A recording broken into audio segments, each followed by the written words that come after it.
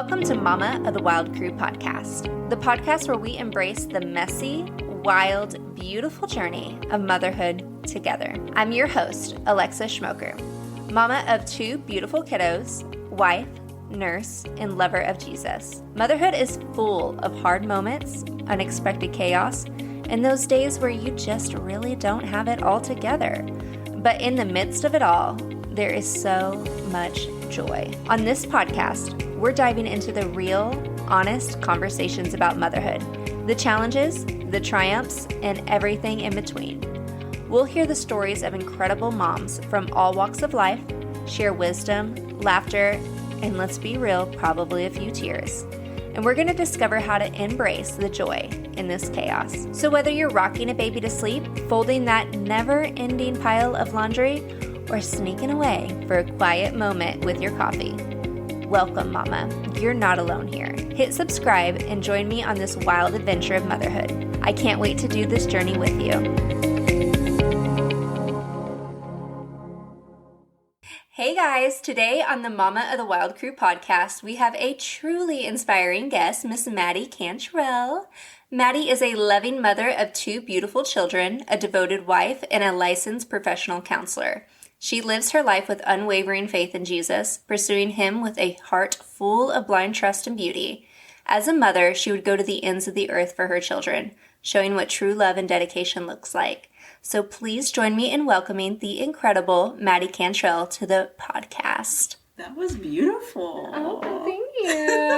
Thank you. Hey, Maddy. What a good way to introduce me. Yes, tell us a little bit about yourself. I can't say anything better than that. Now my head's big. But yeah, I love that you said I would go to the ends of the earth for my kids. Because I would. I've seen it.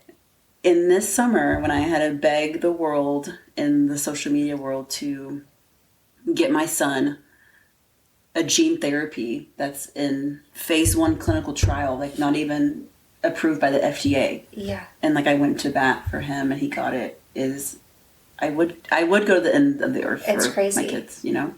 So I love that you said that. I know that I'm already going to cry, guys. I'm already going to cry this episode. I was never a crier before I had kids. Like my hands are clean. I'm going to cry. They take it in. And now I'm just going to cry. So just a warning, guys, Maddy and I have kind of known each other like for a little bit mutually. Like our husbands coach together, but you know how guys are. He would be like, oh, there's this basketball guy that his wife is pregnant too.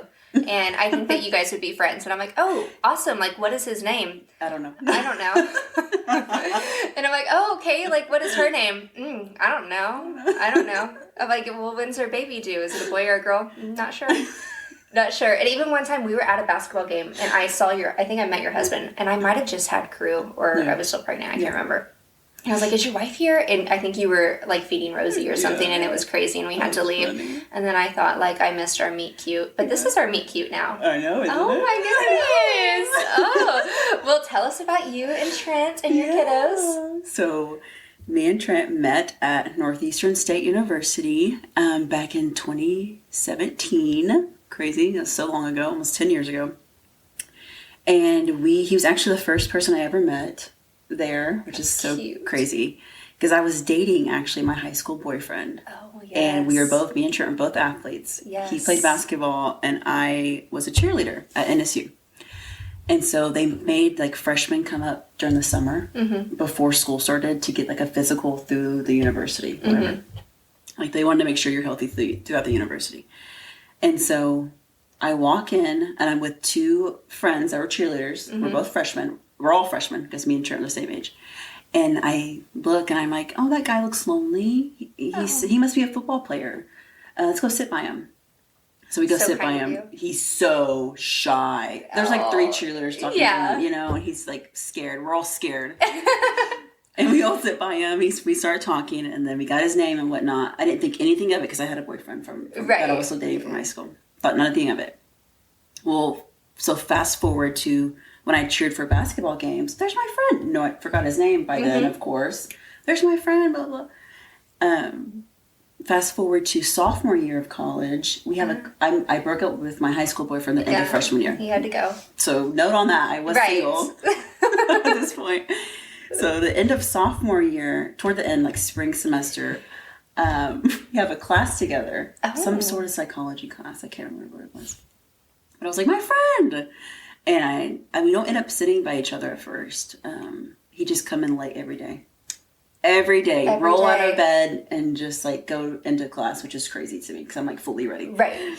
And so it wasn't even early morning, by the way. It was like 11 a.m. And you're a prepared girly. And We've I'm already talked about this. Girly. Yes, you're on it.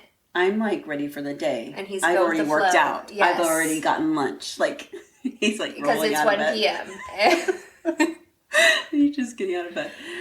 And so I was like, oh, my friend. So that's funny. It's actually funny because we didn't sit by each other, but then I guess the classroom had to move to a different classroom. Okay. And while we moved, he sat by me. Oh, divine intervention. I know. Isn't that crazy? Yes, it's kind of crazy. That is crazy. And so we sit by each other.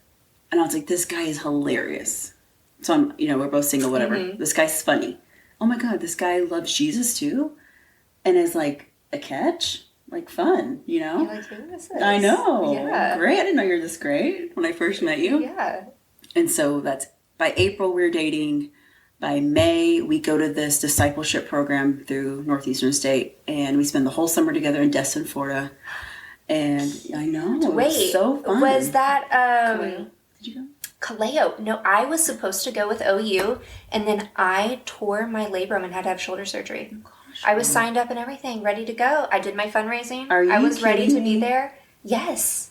With Stumo. Yes, with OU. I loved Stumo. Yeah. You love it. That's so crazy. Isn't it fun? I had to have surgery, and I was just like, my gosh, hobbling around with my little sling all summer. I couldn't go. Oh, I know. You missed out. Oh, see, another miss to meet cute from us. I know. It was super fun, though. Yeah. Because you're young and you're freshly dating. It's just so fun. That's so fun. You're going to Seaside, like, on the weekends. It's so fun. And you, like, have to have a job there and stuff, right? You work for a little bit. Yeah, I was a waitress. Learn how to, like, disciple to other people, right? Like out on the beach and share your faith. God, you learn how to share your faith. You learn how to study the Bible. That's so cool. Everything. They cover everything. It's so great. Wow. I met some of my best friends there.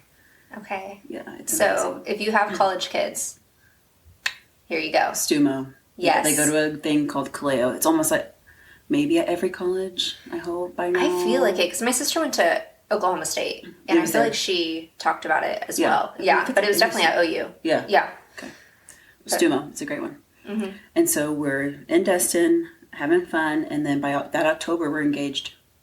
I know. Oh my goodness. That October. You knew. 20s. Oh, I knew. Yeah. There was a moment when we first started dating. This is when we're still and we weren't at Kaleo yet. We're still in college. And the first time I ever hung out with him alone, like in my dorm.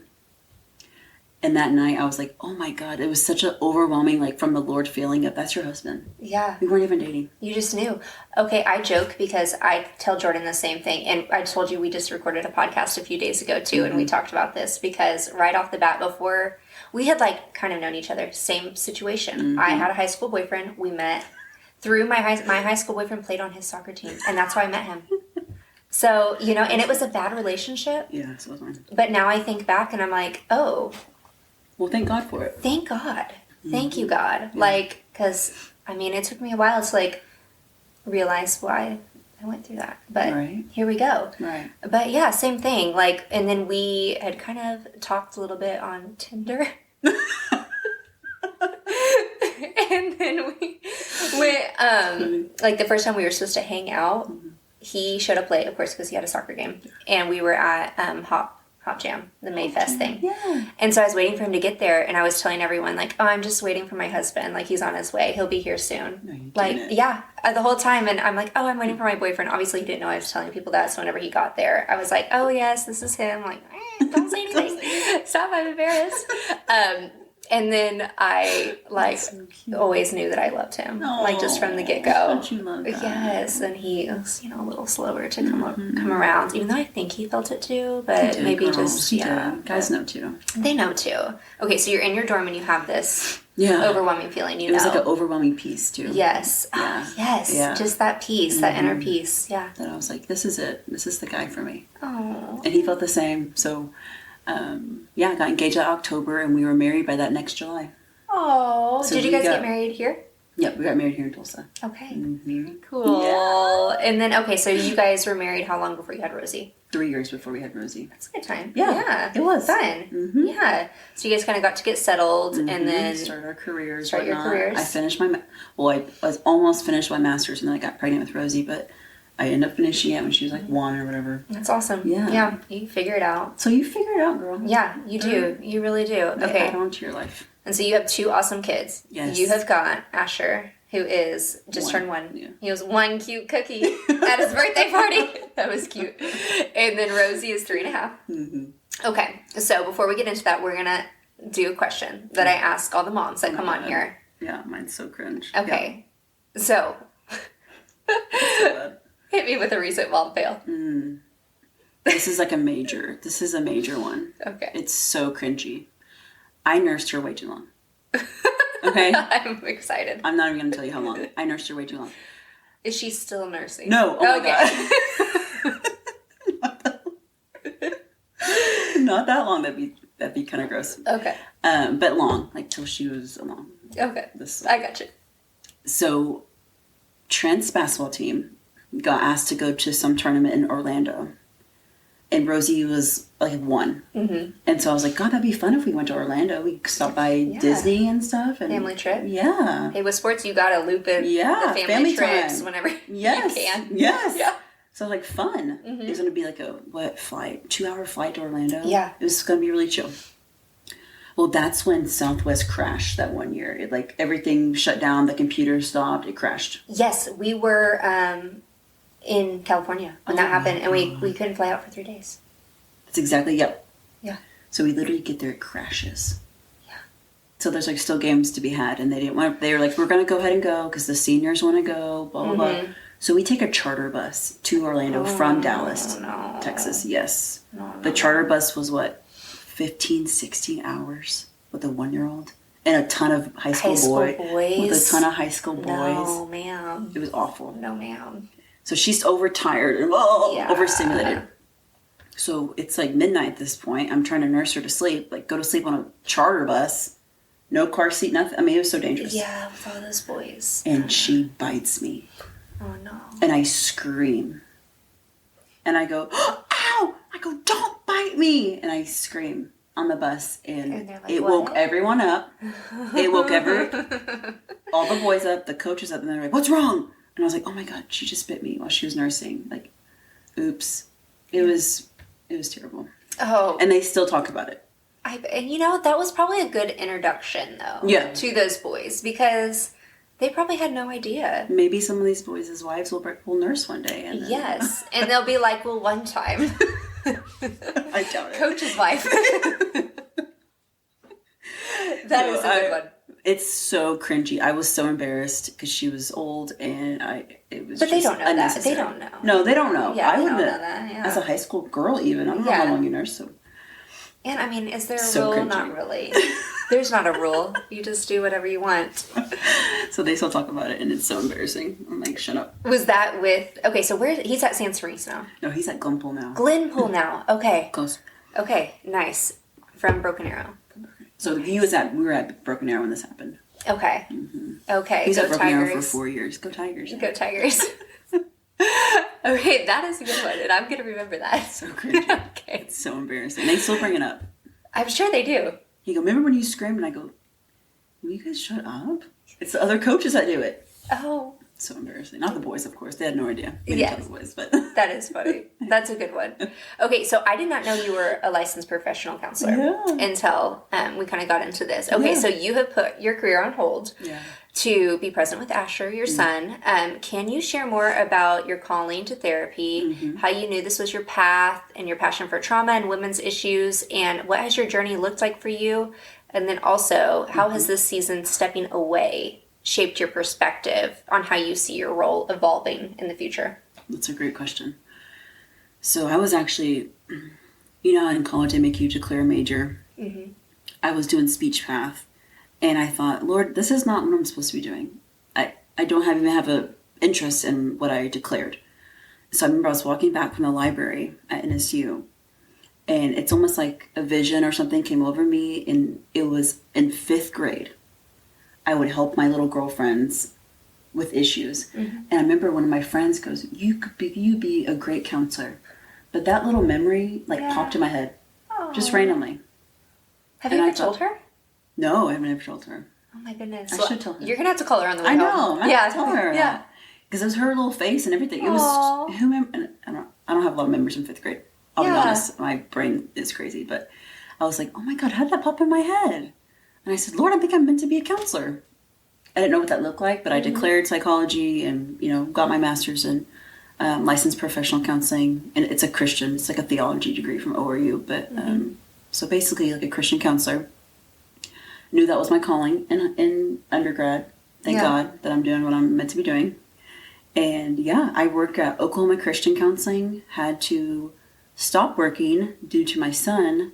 So I took maternity leave this time last year. So I was going to go back in like May. He was born in February. And literally the week before I was supposed to go back to work, he got sick. Yeah.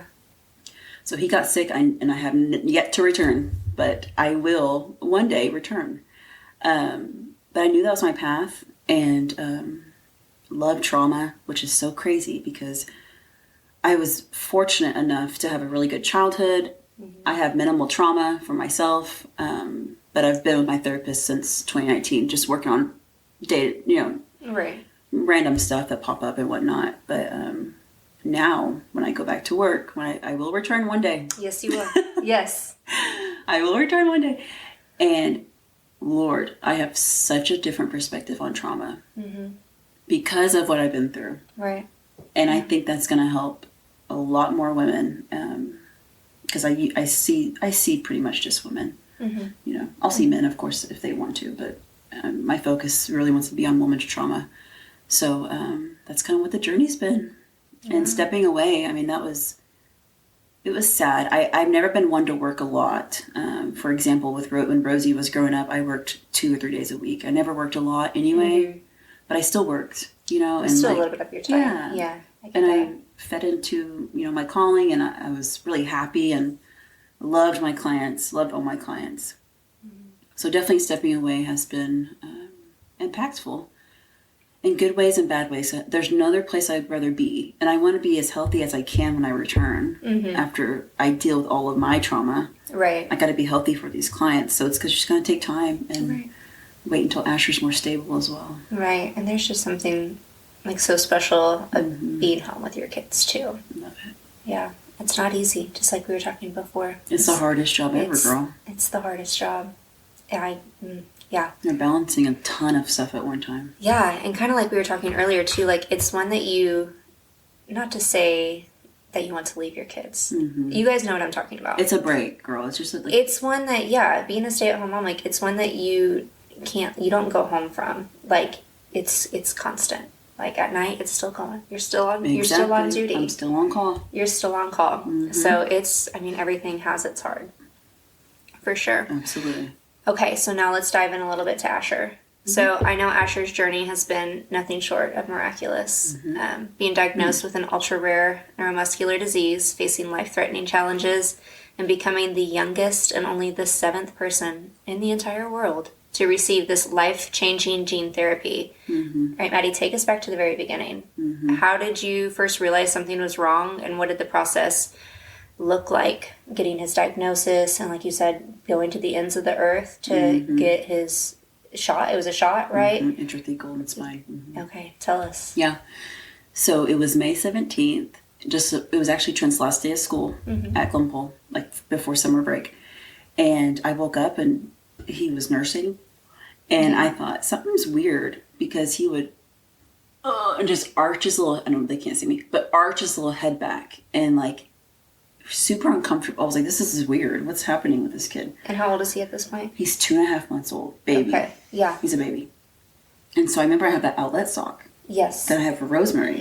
And so I stuck that sucker on him. His oxygen was 78. Oh my goodness. I know. Which is not good. It's supposed to be 100, guys. Yes. And so I was like, oh God. And so I called pediatrician. Trent was still at home because it was early morning.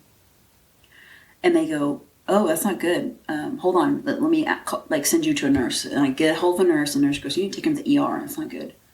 So I take him down the road to the ER. I rip my 3-year-old out of the bed. And be like, come on, man. Go to the doctor. So scary.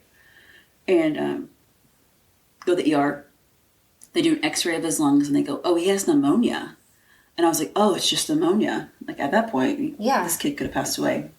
Well, yeah, because you would have never known. No, he was acting crazy, though.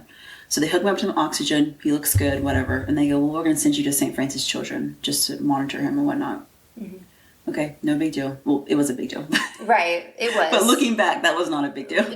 From everything that you've gone through now. Yeah.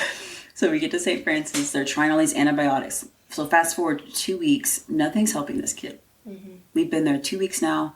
Nothing's helping him. They've switched up the antibiotics. He's still needing oxygen. He's still acting like he's gasping for air. It was just crazy. And so we get sit down to the PICU, the pediatric ICU.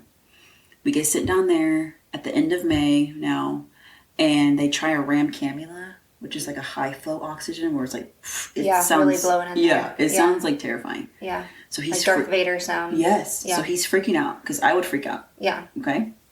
He's freaking out, and they go, it's not helping. This isn't helping. We're going to have to intubate him.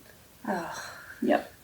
So I didn't know what intubation was, so I'll explain it. It's pretty much like you're put into a coma. And so they put these tubes down he was 8 pounds. So they're putting these tubes down his tiny throat into his lungs, and he's on a ventilator. And so it's blowing air into his lungs and breathing for him. And then you're on fentanyl, Percet, or what's that drug called? The propofol was Yeah. So like 2 hard sedation horrible and a paralytic. Drugs. Yes. Mm-hmm. Yes.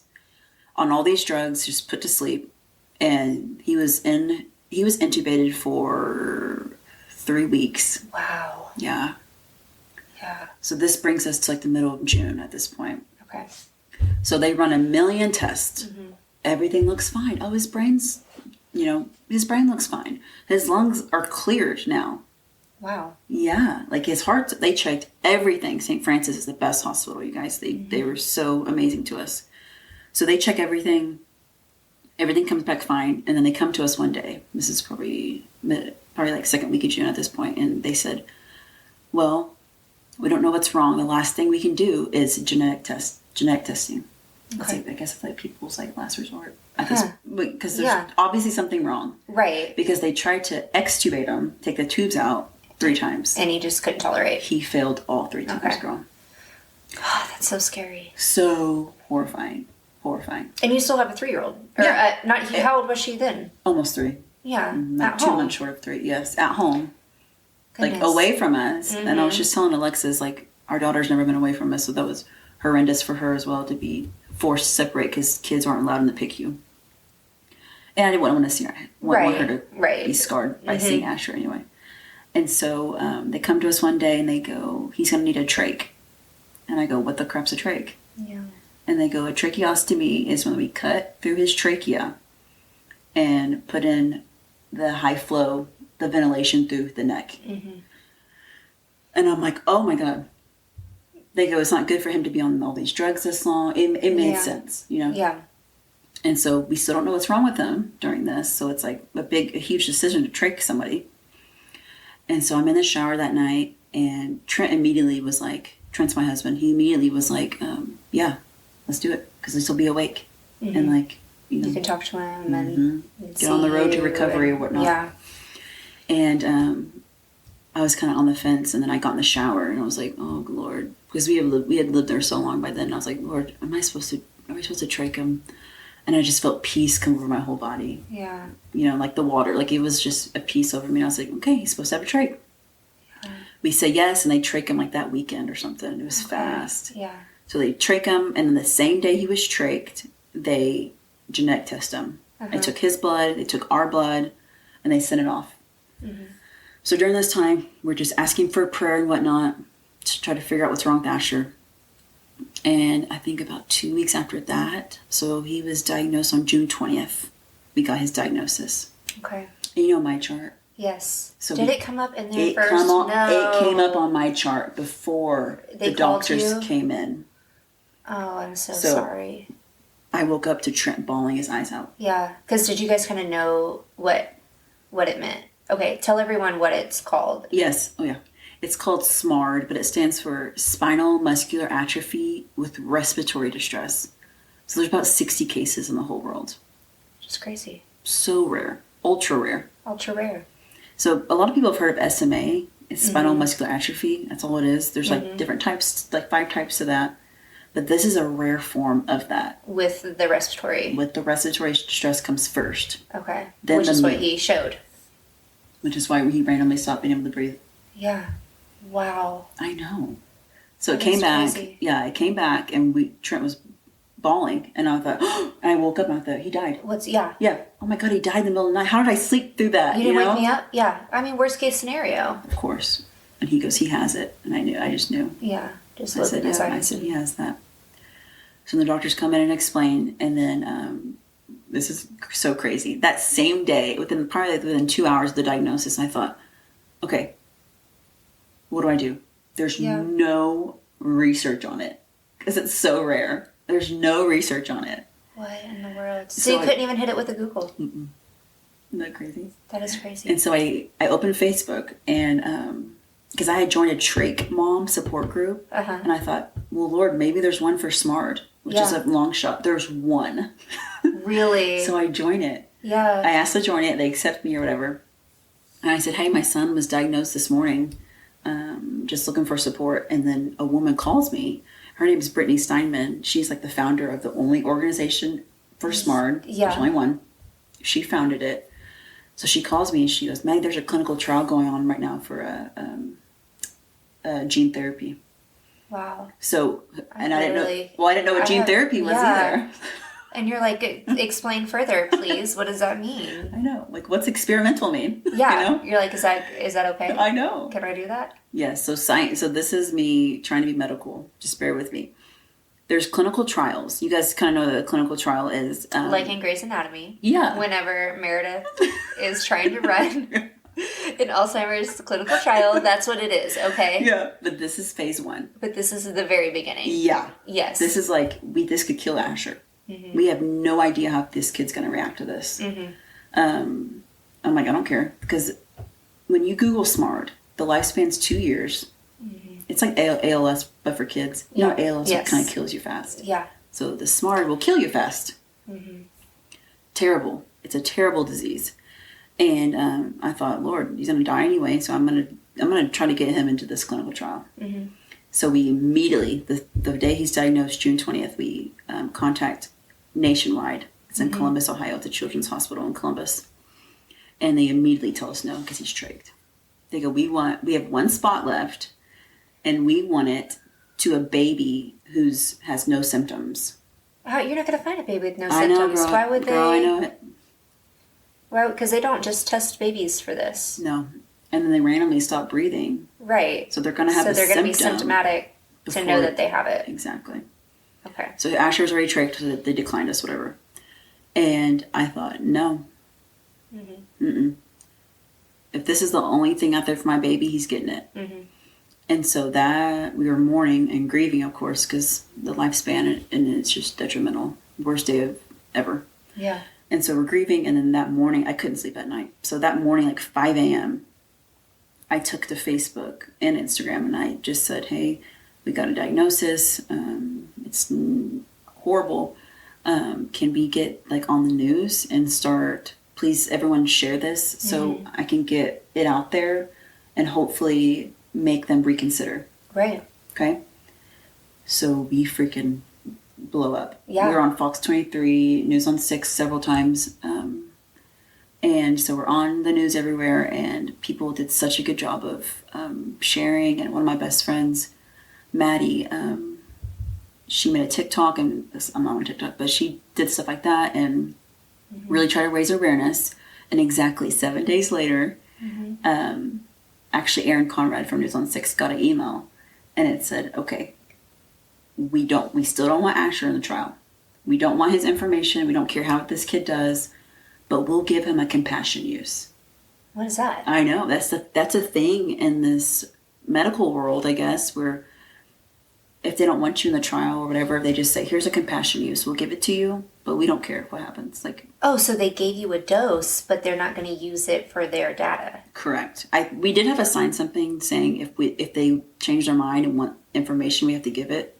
Yeah. Which I'm okay with. I'll do that. Yeah. You're like, and if it could help another baby. Absolutely. Yeah. So we did sign that. But also, I know. I'm gonna get them. I know. Yeah. So they sent it to us like the next day. Wow. It's like a little vial. It's a little syringe of medicine, but it's so his gene is IGHMPB2 gene. That's the gene that he has mutated. All right. I know. So it's like 20 million copies of that gene.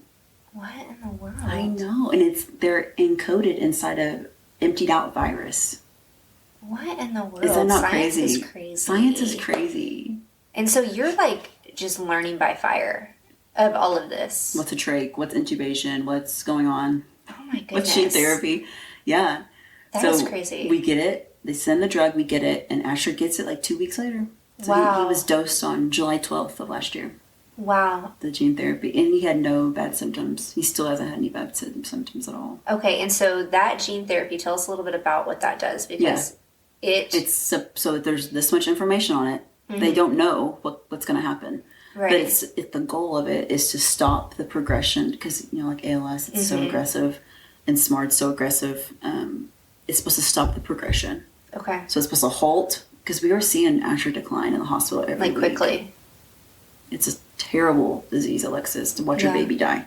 I can't imagine. Yeah. You're just watching them not move and not breathe. I literally cannot imagine.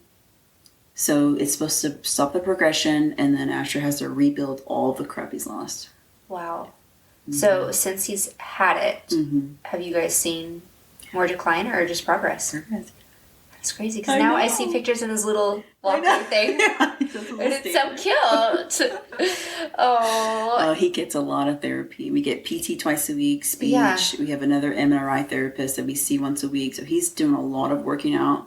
And we just actually had a 6-month meeting with all of these therapists together, and they've all agreed that he's only gotten stronger. That is so I know, and wild. he should not be getting strong. Girl, we were seeing him decline every week.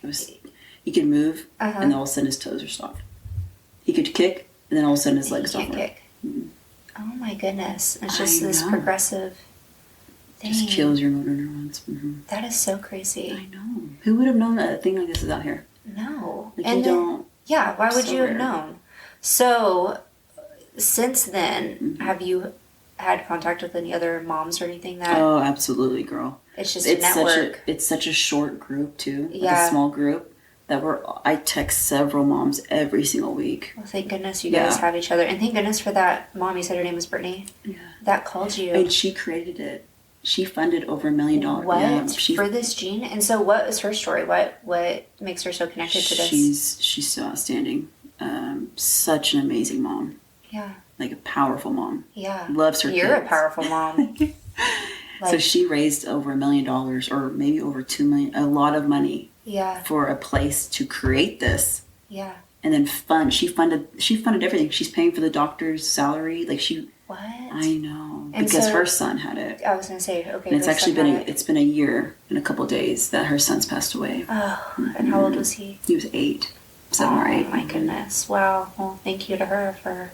Yeah, thank God for her. I mean, goodness, and just that God put her in your path, and I can't imagine because... She fought hard for Asher too, to get it. Had you not had gotten it, this would have been a different outcome. Oh, 1,000%. Wow. He would not be doing well right now. And so you guys, how long were you guys in the hospital? 75 days. That's a long time. Yep, so we got the gene therapy July 12th, and then we had to transition to a home ventilator versus the hospital one. That took forever. Mm-hmm. He didn't like it, but you have to change a million things, and so we ended up leaving. I always pray, I was like, Lord, please let us leave sometime in July. Mm-hmm. We left July 31st. Last day of July. He's like, you can ask, but don't be too specific. That is crazy. We left the last day of July, and then we haven't been back. Thank you, Lord. We have a ton of appointments, but we haven't been back. So. Wow. I know. That is crazy. And so is he going to be on the trach forever? Do you guys know? In my heart, I do not believe he'll be on the trach forever. I think he'll be like a 3, 4, 5-year-old though before he gets it out. But I do not think he's on one of the lowest pressures you can be on. Wow. So his lungs are healthy. He just needs positive he needs pressure. The positive pressure because he's just weak. To expand it, yeah. So it can give him a good enough breath to oxygenate well and to be growing and happy and stuff. Wow. Isn't that crazy? Yeah. So it's so complex, but. I know you've posted like a few times about his steroids and stuff too. Oh my God. So is he off of those? Or He's off of those today. Today was what? the last. Oh my goodness. That was a journey. Because you've had just complications from the steroids. It's been awful. The stupid steroids. Steroids are great for like a week and then not 8 months. A year. Yeah. Not this long. They start to really affect you negatively. Yeah. So we're finally off medicine, and now he just got to keep getting stronger. I think when I pray, I went to ORU. We're crazy. So I pray for like miraculous healings, and I've seen so many healings and stuff. So I'm like, Lord, I know you've given him the gene therapy, and that's a form of healing. Mm-hmm. But I want you to heal him faster. Yeah. But I really think the Lord's doing something in this waiting period. Because I don't know what it is yet, Lord. And I get frustrated probably twice a week where I'm impatient with him and question him. And honestly get mad at him sometimes too if Asher's not doing well. Because I'm like, why is this a disease? Why is this disease a thing? What did I do wrong to deserve, you start questioning. You're human. Yeah. You're human, Maddy. Having all these things, yeah. Yeah, that's part of being human. And I think like with God too, not to, speak for him, but I think that he wants you to come to him, like with your petition, bring it to him. Yeah. Bring your anxieties and your fears and cast it on him because, I mean, that's what you do to your earthly father, right? Yeah. Like you're upset, you go to him. You're upset, you go to him. Like that's what he wants. He can handle it. He can handle it. Bring it to him. He's like, bring it on, girl. I know, it stinks. Like, this isn't fair. He cries with me. Like, he's I may not get the answer that I want, but I know for a fact he's with me. Because look at this. What the crap kind of story is this? Right. And even when this wasn't supposed to be my story. Even when I process with my therapist, I do 2-hour sessions every week with my therapist every Sunday. And at the end of when I process, I think, this feels so surreal. Like, I lived that. I had to beg for someone to save my kid. Right. And you're like, are you not looking at the same kid that I'm looking at? I think you don't see my son worthy as being saved, you know? And so it seems so surreal that this is my life, Alexis. But right. Here you are. But here I am. Going to the end of the earth and, I mean, making a way for other moms, too, and being a support for other moms. And cannot wait to help somebody one day with my story, And Asher, too, I'm sure. Goodness, because... A little man. I know. He's so cute, too. He's so funny. He is. And... I mean, he just, like, you always post pictures and stuff, and I feel like you're so open with talking about it and, like, being relatable to other moms, too. But he's just so cute with them little cheeks. I know, they're huge. Steroid cheeks. Steroid cheeks, I know, but they're cute, man. Okay, so, like, cognitively, he's progressing normal. And he's normal. What's crazy about this disease, it does not affect your brain. Yes, you're not cognitively impaired at all. Thank God. So he's with it. If you saw him, he'll smile at. He's with it. Yeah. Well, I mean, you post the videos. He's looking at sister and playing with Trent and doing all the things. That's cute. He can talk. So you guys do some Miss Rachel? Oh yeah. He's like talking to her on the TV. I'm like, oh my God. And I was like, no to her. I'm like, oh my God. So I feel like Miss Rachel really like carried us through that. Miss Rachel's a saint. She is. I mean, she really has done a lot for all of us, I think. She is. Miss Rachel, if you're out there listening. Listen, I love you. Thank you for all that you do for everyone. I love you, Miss Rachel. We love you. I don't even know where we were at. Okay, so what has this journey been like? Yeah, we kind of talked about what the journey has been like. And how have you seen God's hand in healing? We kind of covered that too. Okay, so how would you say that this has affected you and Trent? I mean, I can't even imagine going through hospitalizations. Here you guys were just flirting it up at college, and now you have a medically ill. You're fighting for your kid's life.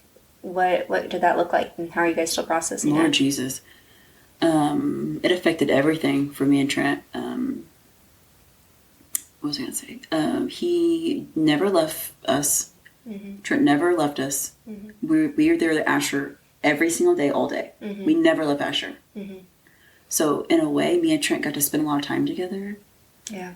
By being in the hospital, but it wasn't fun. It was a stressful time. Oh my God, girl. So stressful and sad and grieving and all this stuff. But I would say now, and me and Trent actually talked about this last night, we were like, man, for what we've been through, we're doing pretty dang good. Yeah. Like by God's grace.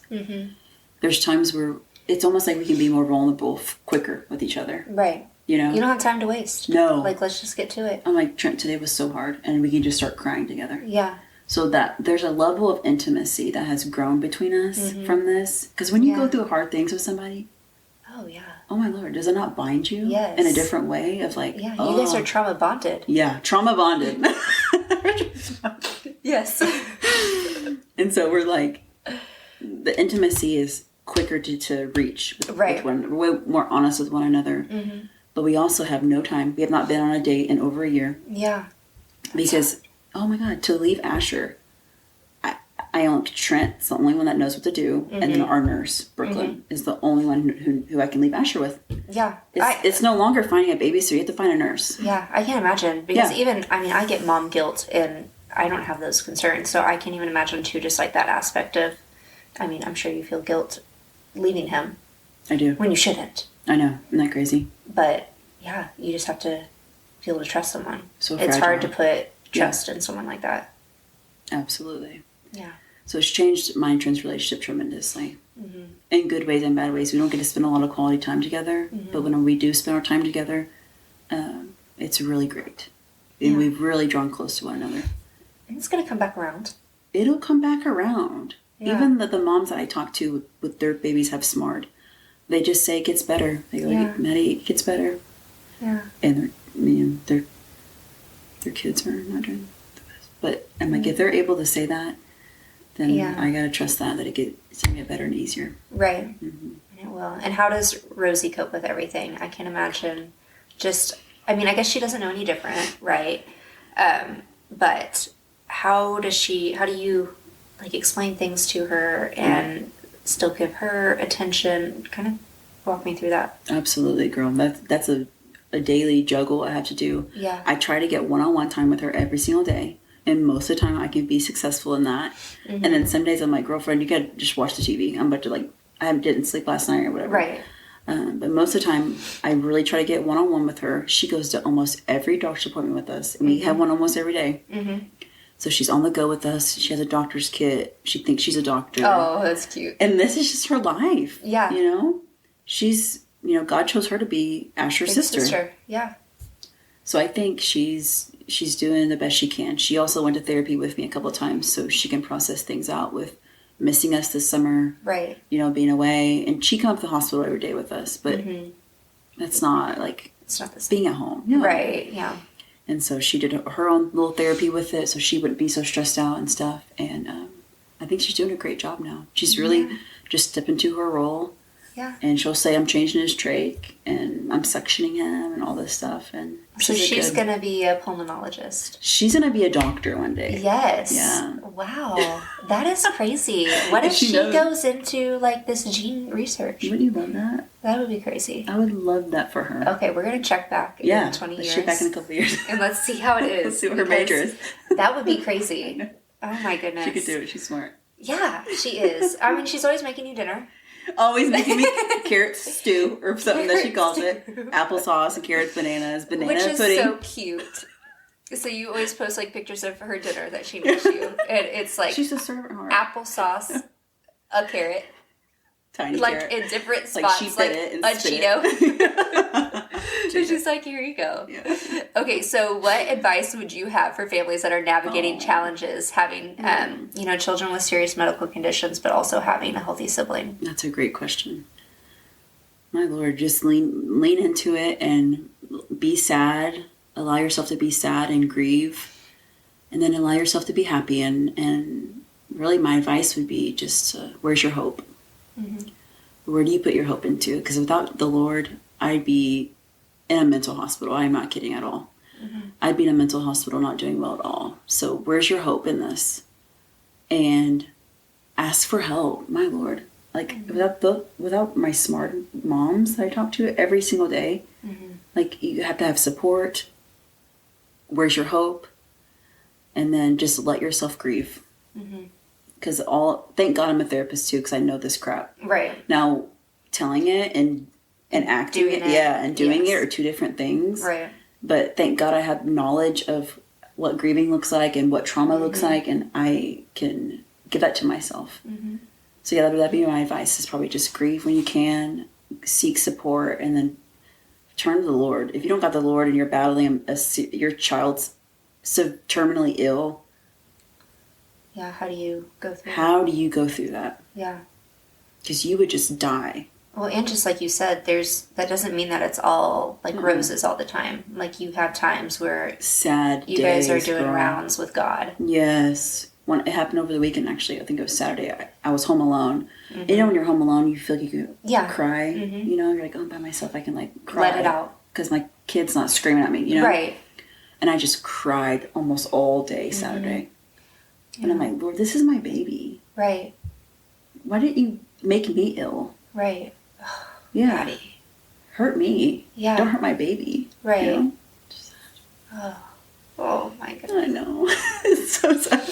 I can't even imagine, because we like go through an ear infection. I know. Or the flu. That's how I was, girl, before Asher. And you feel it so deep, and it's like, please just take this pain from my baby. Like, they're a baby. And I can't even imagine, even just when you were talking about like the tests, like he went through multiple tests. Like, everything. I mean, a COVID swab will send me through the roof. He said about 7 spinal taps. No. Yes. He has 1 million. He said everything you could think about, girl. The camera down the throat, CTs, MRIs, X-rays, surgeries. He said everything. The kids had everything. Yeah. Oh, and he's just like smiley. He's just a happy baby. He doesn't know any different. He doesn't know any different. That is so crazy. He doesn't even cry most of the time. That is crazy. You're the one crying. Oh yeah, I'm the one. Yeah. I'm the one taking it on. Yeah. You're like, we're fine. Oh man.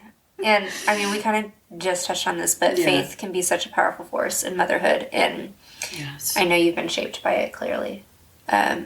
You mentioned with Rosie, when you first had her, you felt a lot of anxiety, and just that you really had to bear like your own struggles and rely on your own strength, which I can relate to too. I had so much postpartum anxiety with Crew, and I say postpartum, but like into it carried on into toddlerhood. Yes. Yeah. But with Asher, you've had no choice but to give it to the Lord.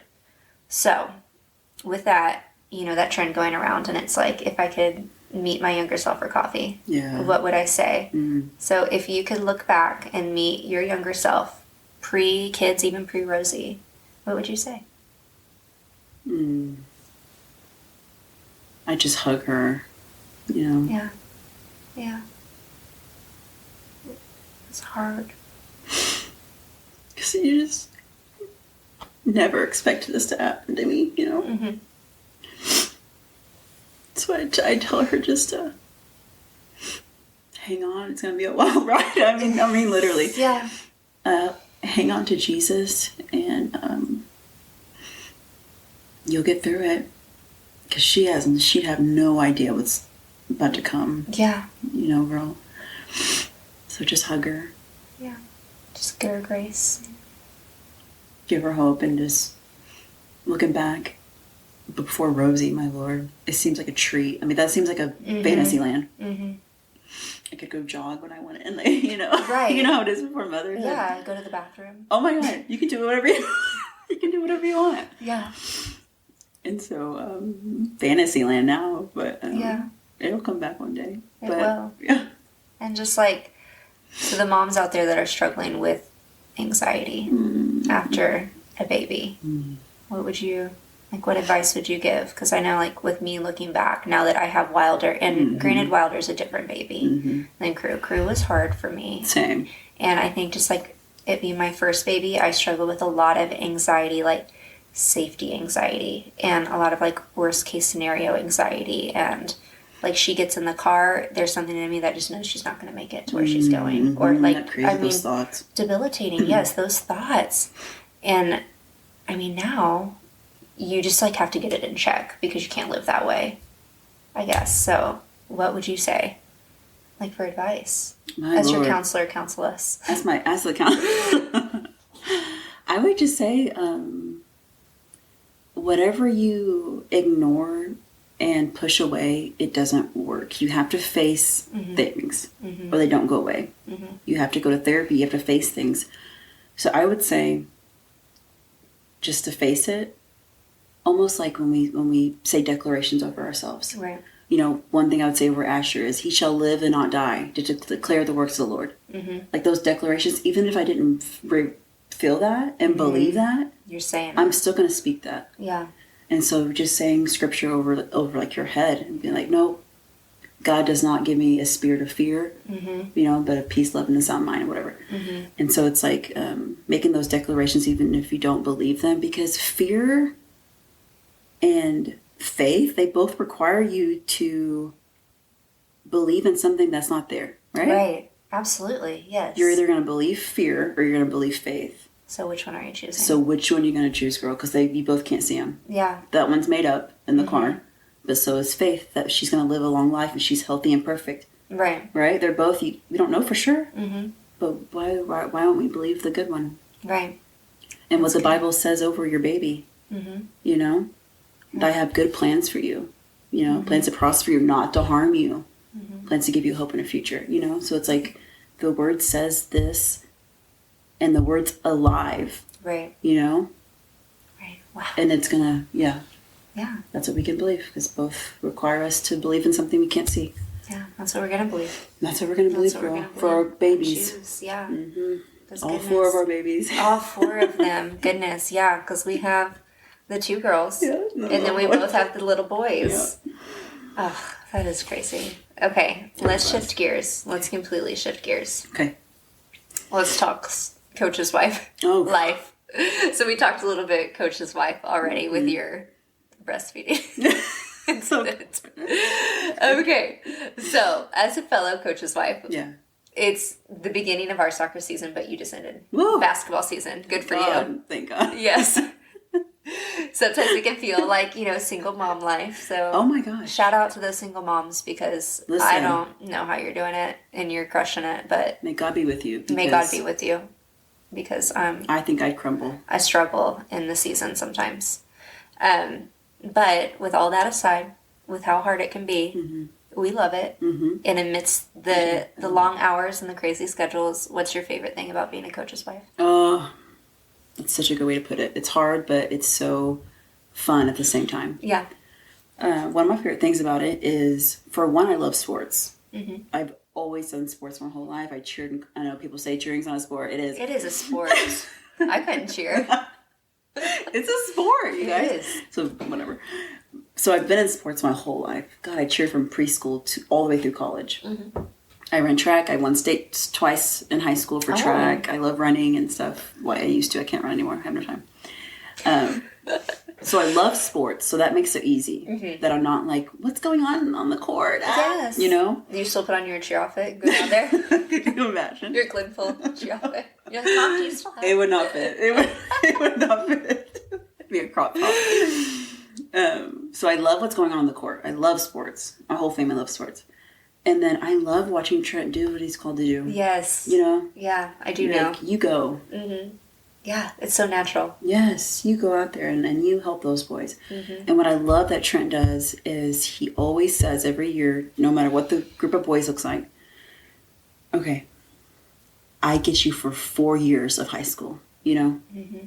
But I want you guys to be great men, great husbands, great fathers one day, great employees. Like I want to fill those areas of your life and not just be your high school coach that you had for 4 years. Right. You know, I want to build these men to be good men. Yeah. So his accountability's high for his boys and several other things. So I love watching that. Yeah. Makes me super proud. Yeah, that's awesome. Yeah. That's kind of. What about you? I feel like it's similar. Yeah, Jordan kind of has like the same, I feel like, mentality. Yeah. It's all about raising good men. I know. And so, yeah, I mean, and you know that from sports too. Like that's really where a lot of your character, like early years is grown.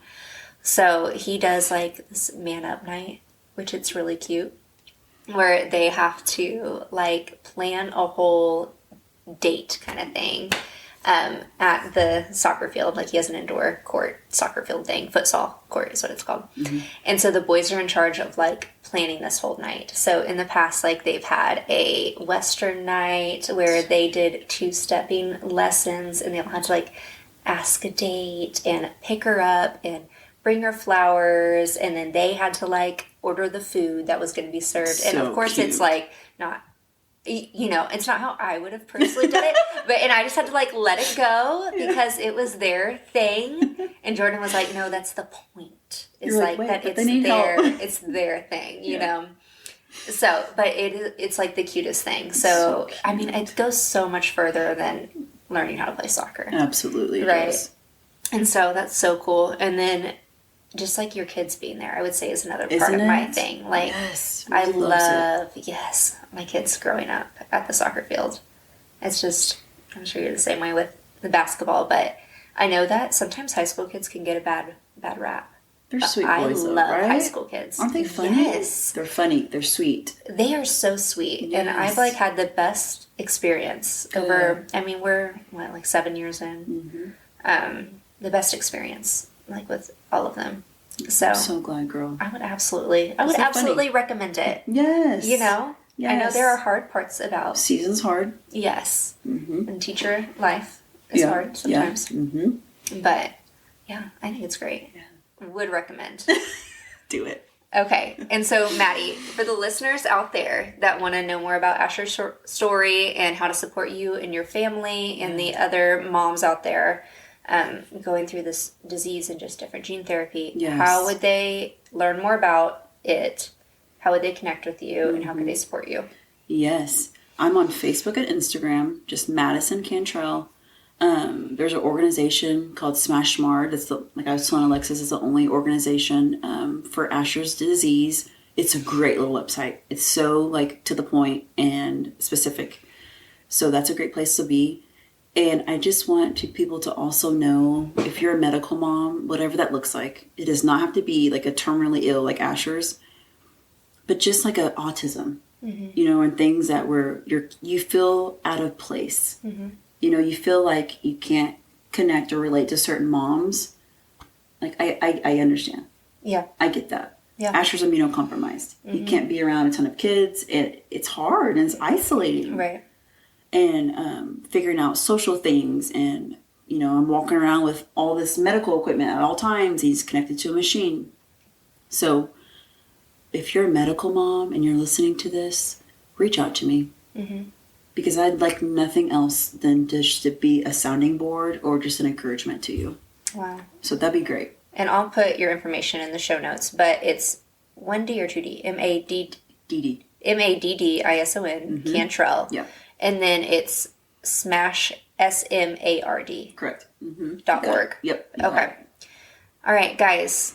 For everyone listening, I invite you to just take a moment. We're going to pray for Asher and the Cantrell family. Dear Heavenly Father, we come to you today with grateful hearts, lifting up Asher and his journey. Lord, we ask you for his continued healing over his tiny little body, and that you strengthen him every day and surround him with your peace and protection. We pray for Maddy and Trent, that you fill them with unshakable faith, endurance, and reassurance that you are always near. In the midst of the challenges, Lord, we ask that you bring the moments of deep joy, laughter, and rest. We also lift up sweet Rosie as well. May she always feel secure, loved, and cherished as she walks alongside her little brother, just managing that big sister role like she does, little doctor girl. Father, thank you for always moving in their lives and for the miracles you have already done and those still to come. We trust in your goodness and your perfect plan and your unfailing love. Amen. Amen, girl. That's good. Amen. And to those listeners, thank you again so much for being a part of this conversation. If you want to follow Asher's journey, like we said, and support the Cantrell family, connect with Asher's diagnosis page at SMARD, SMARD.org, which I'll link in the show notes. And follow Maddy on Instagram and Facebook, and reach out to her if you need to, guys. I'm telling you, she will be there for you. Until next time, remember to hold on to your faith, embrace the chaos and joy, and love fearlessly. Bye. Bye.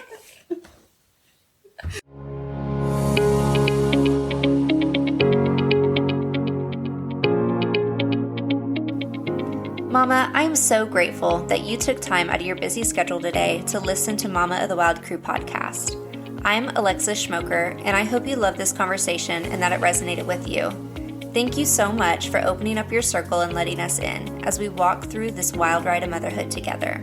Remember, in the chaos of motherhood, there is always joy to be found. So keep looking in those little moments that make it all worth it.